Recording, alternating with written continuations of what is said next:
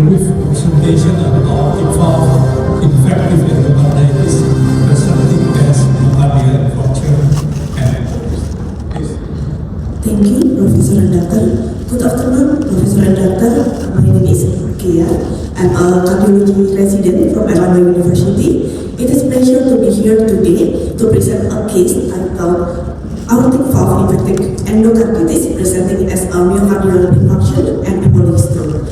This case highlights the diagnostic and therapeutic challenge when endocarditis presents with simultaneous cardiac and neurological complications. I would like to state that I have no conflict of interest to disclosure related to this patient. STEMI is typically caused by the blood rupture or adhesion leading to the thrombus formation in the coronary arteries. However, in rare instances, coronary embolism is a non-atherosclerotic cause may be responsible. One of the causes is infective endocarditis. EA is a serious life-threatening infection currently ranked as the fourth leading cause of infection related to mortality worldwide. As we can see in the table, outcomes of STEMI with EA has worsened in hospital outcomes including the mortality, the valve replacement, stroke and sepsis, and also multiple organ damage. Although rare, infective endocarditis-related STEMI can be catastrophic. This occurs when the vegetation from the aortic valve embolizes into coronary circulation and occludes the coronary arteries. And the most common is LAD, which presents in 75% of the cases. The patient will come with typical STEMI with chest pain, ST elevation on ECG, troponin rise. However, the presence of the fever, leukocytosis, and murmur should alert the clinicians to potential underlying EA.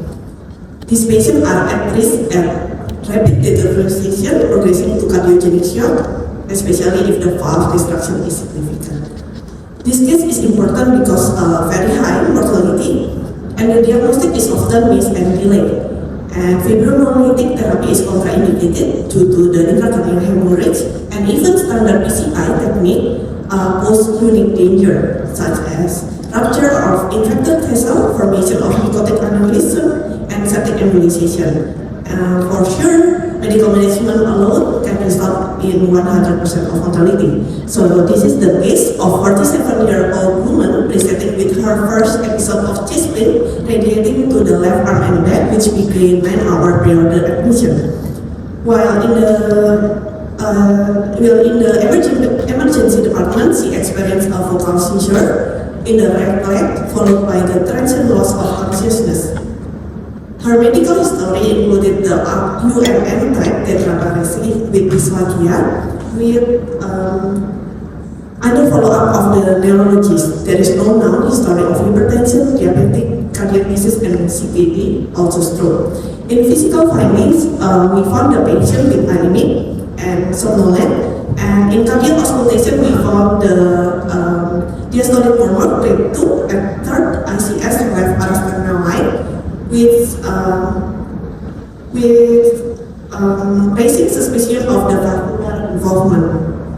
Initial laboratory, we found the high sensitivity of troponin higher with elevated, and also in ECG we found the sinus tachycardia 105 beat per minute with ST elevation in anterior precordial, and also in chest X-ray we found the patient with cardiomegaly. In TTE, we found the cardiac valve evaluation. We found the patient with trivial mitral antricus with regurgitation and aortic regurgitation moderate with intracardiac regurgitation on the aortic valve. The larger measured 18 by 12 mm on the right coronary cuspid. The left ventricle was dilated with eccentric hypertrophy and reduced systolic function with ejection fraction 47%. We do also the CT scan on contrast, showed acute thromboembolic infarction in the right frontoparietal temporal cortex and insula consistent with the right MCA territory stroke.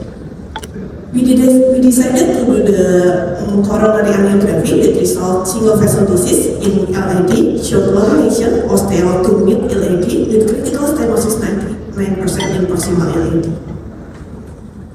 And then we follow by the BPCI. Marker and as hypercloth wires successfully crossed the distal LAD lesion, a second wire was placed in the distal LCH for support, and thrombustor was used multiple times to aspirate both white and red thrombus from the ostial LAD. Despite the repeated aspiration and balloon dilatation using a 2.5 by 20 mm semi-compliant balloon, in the mid to proximal LAD, the patient continued to experience chest pain. At that point, there was clinical hesitation regarding whether to proceed with stenting, as we were concerned about the risk of placing stent in potential infected or thrombotic lesion. However, due to ongoing hemodynamical instability, persistent chest pain and limited coronary flow, a difficult but necessary decision was made to proceed with stenting. A 3.0 by 32 mm drug electron stent was deployed from ostial to mid LAD, achieving final TIMI3 flow. Here we can see the coronary angiogram taken before and after procedure. On the following day, the patient remained hemodynamically stable with resolved chest pain and improved level of consciousness. The patient was subsequently initiated by empirical intravenous antibiotic, including ampicillin, ceftriaxone, and also gentamicin, while awaiting the definitive culture result. Blood culture revealed the Staphylococcus hominis. We followed the patient with medication, definitive antibiotic, and also DAPT. Based on the Duke's criteria findings, it fulfilled the major and two minor criteria, and the diagnosis of definitive infective endocarditis is established. Through the STEMI Endo registry provide valuable insight into the diversity of causative organisms, related arteries, valve involvement, and most importantly, the revascularization strategies and also their outcome. It highlights that while Staphylococcus aureus remains the most common and aggressive pathogen, outcomes vary widely depending on the choice of the intervention, ranging from the medical therapy alone to PCI, thrombolysis, and surgical revascularization. The registry emphasizes the need of the individualized approach, as no standardized guideline currently exists for managing this rare but life-threatening condition.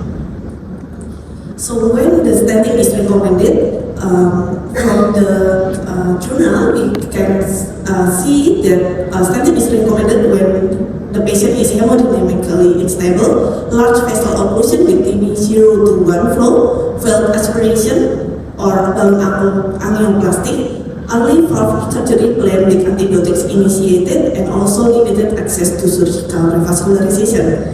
Stenting should be avoided when the TIMI3 flow restored with aspiration or angioplasty, patient with high bleeding or infection risk and no antibiotic coverage, and patient have the small or distal vessel embolization and uncontrolled systemic infection or sepsis.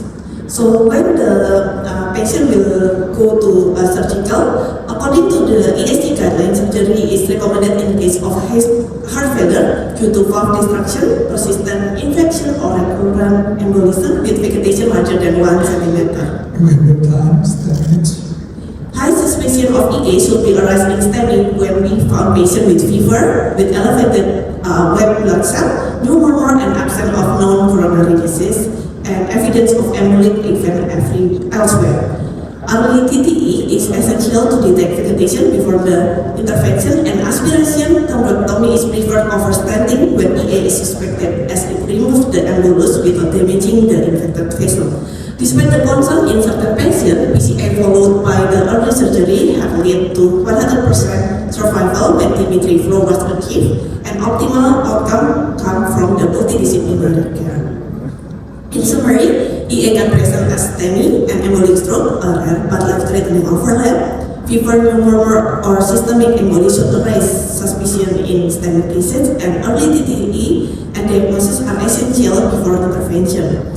Registry data underscore the importance of personalized decision-making in the absence of the standardized protocol, and optimal outcome require early intervention and multidisciplinary team-based care. Thank you. Thank you, Dr. Dia. It's a very interesting case. Now I would like to invite Dr. Paul on. Please comment.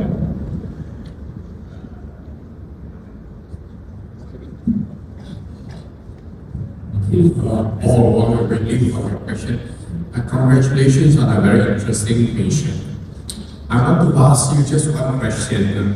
What is the follow-up of this patient? Because your vegetation on the aortic valve looks very big, and even if it is sterilized and becomes friable, there is a future chance of further embolization, especially to the brain and elsewhere. So the classical teaching is we must consider surgery unless surgery is not possible. We must consider surgery when there is big vegetation, when there's embolization, when there's heart failure, when there's uncontrolled arrhythmias, and so on and so forth. So what is the outcome of the patient? Okay, thank you. The patient can discharge from our hospital with GCS 45 and 6, consciousness and also stable condition. And then the patient come to the outpatient we also discuss with the surgeon, the cardiac surgeon, to have the multidisciplinary of surgical. In our center, we cannot do the urgent valve replacement, so we choose, due to the hemodynamical instability of the patient, we choose to do the PCI. In 1 minute. Good question. I really enjoyed the talk, and this is a fantastic case. Thank you. 2 questions. Number 1, since vegetations are present in both the left and right cusp, isn't there some concern when you perform angiogram and angioplasty to these patients? Question number 1. Second question, following with what Dr. Richard was mentioning, if this valve is likely to be surgical, would it be just easier to ask the surgeon to do the valve and bypass graft without setting? Thank you for the question. I'm sorry for the question number 1. Now we have vegetation in both cusps. The angiogram, when you engage the coronary arteries, isn't that a worrying that you might cause more embolization? Yeah, because of once again, the patient persistent chest pain and also the hemodynamic is unstable, we finally decided to do the coronary angiography. And actually, we want to do the thrombectomy and also ballooning.